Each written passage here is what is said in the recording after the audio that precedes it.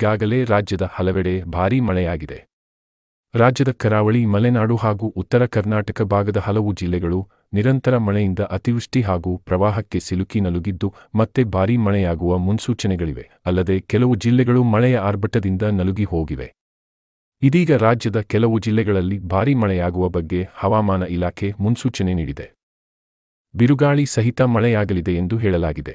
ಉತ್ತರ ಒಳನಾಡಿನಲ್ಲಿ ಇಂದು ಸಹ ಅತಿ ಭಾರೀ ಮಳೆಯಾಗುವ ಮುನ್ಸೂಚನೆಯನ್ನು ಹವಾಮಾನ ಇಲಾಖೆ ನೀಡಲಾಗಿದೆ.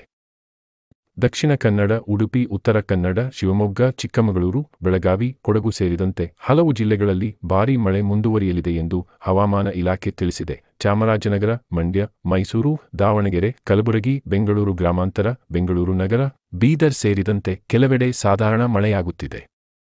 ರಾಜ್ಯದ ಕರಾವಳಿ ಸೇರಿ 7 ಜಿಲ್ಲೆಗಳಲ್ಲಿ ಜುಲೈ 27ರವರೆಗೂ ಮಳೆ ಮತ್ತಷ್ಟು ಚುರುಕು ಪಡೆಯಲಿದೆ ಎಂದು ಹವಾಮಾನ ಇಲಾಖೆ ಮಾಹಿತಿ ನೀಡಿದೆ.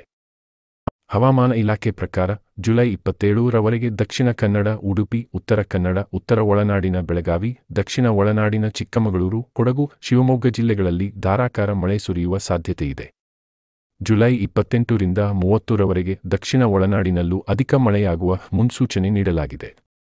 ಉಳಿದಂತೆ ಸಾಧಾರಣ ಮಳೆ ಮುಂದುವರೆಯಲಿದೆ. ಬೆಂಗಳೂರು ಸುತ್ತಮುತ್ತ ಮೋಡ ಕವಿದ ವಾತಾವರಣ ಇರಲಿದ್ದು ಆಗಾಗ್ಗೆ ಬಲವಾದ ಮೈಲೆ ಗಾಳಿ ಬೀಸಲಿದೆ. ಕೆಲವೊಮ್ಮೆ ಹಗುರದಿಂದ ಸಾಧಾರಣ ಮಳೆಯಾಗಲಿದೆ. ಕೆಲವೆಡೆ ಭಾರೀ ಮಳೆಯಾಗುವ ಸಾಧ್ಯತೆಗಳಿವೆ ಎಂದು ತಿಳಿಸಲಾಗಿದೆ.